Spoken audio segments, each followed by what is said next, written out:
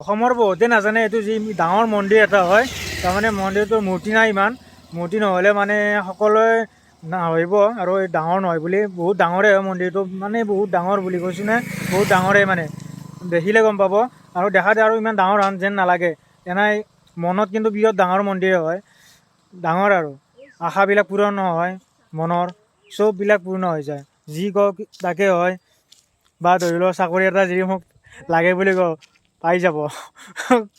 মই কিন্তু পোৱা নাই দেই, বেলেগে পাইছে কিজানি। মই এতিয়া পাওঁ নে নাপাওঁ, মই যাম আৰু ওলাই আহিছোঁ। আশা পূৰণ কৰিম, চাকৰিৰ কাৰণে নহয়, কিবা মনত যি কওঁ তাকে হ'ব আৰু। চাই লওঁ ভগৱানৰ আশীৰ্বাদত। আপোনালোকে আহিব, মই দেখাই আছোঁ মন্দিৰটো, চাই থাকিব দেই। ইচ্ছামতে পেলাই দিয়ে নে ইয়াতে পুখুৰীটো? ইহঁতে আগতে খেলা ধূলা কৰি আহি সিহঁতেতো নাজানে এই পুখুৰীত এই নদীটোত পেলাই দিয়ে। এইটো মানে মেইন জান আছিল। আৰু এইখিনি এনেকে টাৰ্ণিং আছিল বিৰাট ডাঙৰ।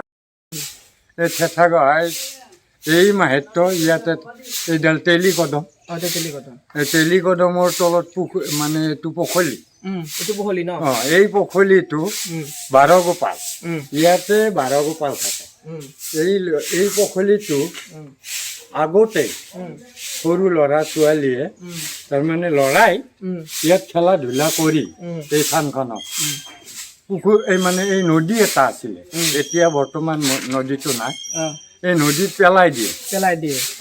পেলাই দিয়াৰ পিছত এইটো আকৌ পুনৰ পুৱা যদি আপুনি আহি চাই, এই পখলিটো ইয়াতে মানে নিজে আহি কোনে ক'ত কেনেকে আনছে ক'ব নোৱাৰে, নিজে আহে। আৰু ৰাতি ইয়াত মানুহ নাথাকে যেতিয়া এই মাহিত্য তেওঁৰ এনেকৈ লাহে লাহে লাহে আমাৰ বিশাল ই হৈ গ'ল, ডাঙৰ হৈ গ'ল। মানে লক্ষ লক্ষ মানুহ এইটো থেথাগহাত থান। কথা হৈছে ইয়াত চৰকাৰেও বহু সুবিধা দিছে মন্দিৰ বনোৱাৰ, কিন্তু মন্দিৰ বনাব নিদিয়ে। তেওঁ নিজে সপোন দেখাইছে, কৈছে যে ইয়াত মন্দিৰ নহয়, এইখন হৈছে থান। এই থান যিহেতু চাইডত বতাহ বৰষুণ এইবিলাক আহিলে ধৰক আপোনাৰ এই জিৰণি ল'ব পাৰে, কিন্তু এইখিনিত আপোনাৰ মন্দিৰ হ'ব নোৱাৰে যিহেতু থান। এই বাবাৰ আৰু আপোনালোক ফাগুনত 1, 2 তেতিয়া যদি আহে এই ভিডিঅ' কৰে, আপোনাৰ বিশাল মানুহ দেখিব। কাৰণ 7-8 হাজাৰৰো লাখৰো গুচি যাব ন, বিৰাট ভোগটো আপোনাৰ 400-500 থালিৰ বেছি হয়, 400-500 1000 1200 লেগি হয়। মানে এইটো সমষ্টিৰ যিমান মানুহ গোটেই মানুহ ইয়াতে এই সমষ্টিৰ বুলি নহয়, আপোনাৰ নগাঁও, যোৰহাট, নলবাৰী, বৰপেটা, গোটেই দেখো আমাৰ অসমৰ জানে তেওঁলোক ইয়াত আহে। আৰু ইয়াত এই এটা মাহাত্য আছে, যদি তোমাৰ কাৰোবাৰ ল'ৰা ছোৱালী নাই, এওঁক যদি একান্ত মনে কৈ দিয়া হয় তেওঁ তেতিয়া এইটোত সন্তুষ্ট হয়। যোনে যি হিচাপে, কোনোবাই চাট দিয়ে, কোনোবাই আখৈ দিয়ে, কোনোবাই ভোগ দিয়ে, তেতিয়া আপোনাৰ এনেকুৱা কৰি আপোনাৰ হ'বই নিশ্চয়। আজি আমি আহিছোঁ এইকাৰণে আমাৰো মানে মনৰ আশা পূৰণ হৈছে। ল'ৰা নাছিলে, ল'ৰা হৈছে, আৰু কোনোবা ল'ৰা ছোৱালী যদি আপোনাৰ মাত নলায়, ইয়াতে যদি চাট পুতি কিনে আখৈ দিয়ে, তে আখৈ যেনেকে ফুটে তেনেকৈ মাত ওলায়। এইটো বিৰাট মাহাত্য, বাবাৰে মাহাত্য। আৰু এতিয়া আপোনাৰ ধৰক মানুহ নাই, ঠিক 12টা নবজাৰ আগে বিশাল ইয়াত মানে মানুহ দোকানেই দোকান পাব। এতিয়া হয়তো 10টা বজাৰ কথা, মানুহ এতিয়াহে আহিব ধৰিছে। এইখন আছে সৰু ল'ৰা ছোৱালীৰ থান, গৰখীয়াৰ থান বুলি কয়। এইটো আছে নলবাৰী ডিষ্ট্ৰিক্ট, বৰভাগ সমষ্টি। এইটো আমাৰ সকলোৱে জানে, অসমৰ চব চাৰো চাইডৰ পৰা মানুহে জানে। ক'লে থেথাগোহাঁই থান বুলি কয়। আমি সকলোৱে মানুহে ইয়াত আহে, ভোগ দিব আহে, কিছুমান খোৱা আহে ইয়াত, যাৰ ল'ৰা ছোৱালী জন্ম নাপায় তাতে ক'লেই হ'ল, ইয়াত ছাতি লগাই দিলেই হ'ল। তাৰপিছত যাৰ মাত নোলায় ল'ৰা ছোৱালীয়ে ইয়াত মাত ওলাব, যদি ভালকৈ ইয়াত মনৰ পৰা কয়, তাৰ ফলত ইয়াতে গোটেইখিনি হ'ব। ইয়াত আৰু এটা পুখুৰী আছে মানে এই গছডালৰ কাষত, মই দেখাই দি আছোঁ, দেখাই দি আছোঁ।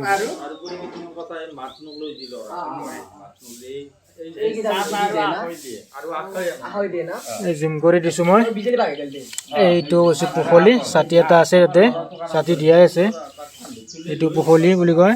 এই পুখুৰীটো মই এটা ক্লিপত কৈছোঁ আগতে, এইটো নদীত গৰখীয়া ল'ৰা ছোৱালীখিনিয়ে পেলাই দি আহিলে ইয়াত নিজে নিজে আহি যায়। এই মন্দিৰতে এইটো মন্দিৰ নহয়, এইটো মন্দিৰ চৰকাৰৰ ফালৰ পৰা আহিছে। চৰকাৰৰ ফালৰ পৰা অহাৰ পিছত মানে কি এইটো তাৰমানে সপোনত দেখাইছে, মানে কি দেখাইছে, ইয়াত তাৰমানে কোনো মন্দিৰ হ'ব নোৱাৰে, মানুহক দেখাইছে সপোনত। এনেকেই ভাল, বতাহ বৰষুণ আহিলেও ইয়াত তাৰমানে সন্তুষ্ট, আৰু বৰষুণ নপৰে কিজানি, এনেকুৱাকৈ। আৰু এইটোৱে মন্দিৰ, পুখুৰীটো গাছডালৰ তলতে আছে। চোৱা, জুম কৰি দিছোঁ, এইটো জুম।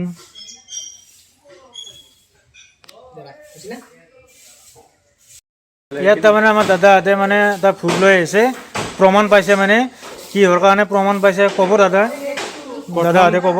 প্ৰথম আমাৰ এটা ছোৱালী হৈছিলে, হয়, তাৰপিছত আমাৰ ল'ৰা নাই যেতিয়া আমি বাবাৰ ওচৰত ক'লোঁ যে বাবা আমাক ল'ৰা এটা দিলে আৰু নিশ্চয় ভাল হয়, আৰু আমি এক থালি ভোগ দিম, আৰু আমাৰ মনৰ আশা তুমি পূৰণ কৰা যদি।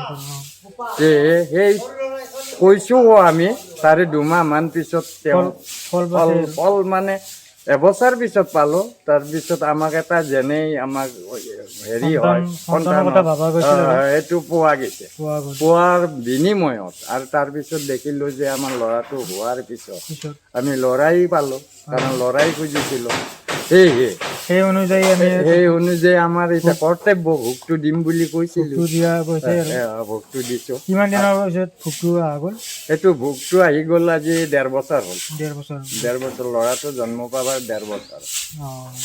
আমাৰ দাদাই লৈ আহিছে ভোগটো, ভোগ দিছে। দাদাৰ ঘৰ ক'ত? এইটো মোৰ ঘৰ কমাৰকুছিৰ পৰা আহিছে দাদা। মোৰ ল'ৰাটো বিয়া কৰাই দিছিলোঁ, অৱশ্যে কম বয়সতে বিয়া কৰালোঁ। কাৰণ নাতিনীক মই আশা কৰিছিলোঁ প্ৰথমবাৰ, ইয়াক সেৱা কৰি মই ছোৱালী আশা কৰিছিলোঁ, গোটেই ছোৱালী পাইছোঁ।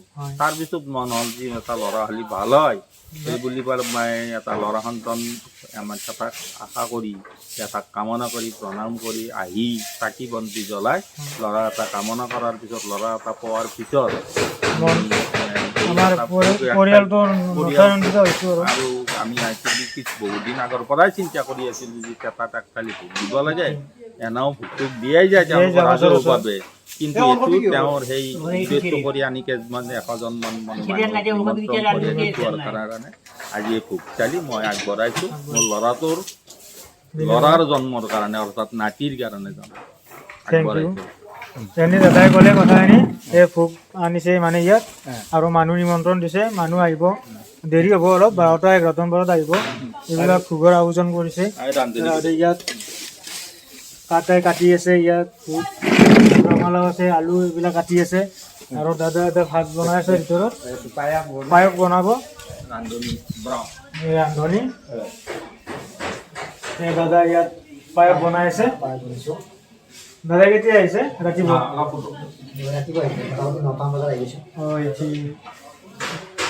পায়সৰ পিছত কি বনাব? খিচাৰি বনাব ন? ঠিক আছে বাৰু। তাৰপিছত ভাজি বনাব, আকৌ তাৰমানে যেতিয়া আমাৰ এই যে ক'ব মাঘ মাহত, ফাগুন মাহত, এইবিলাক তাৰমানে ইয়াততো নধৰা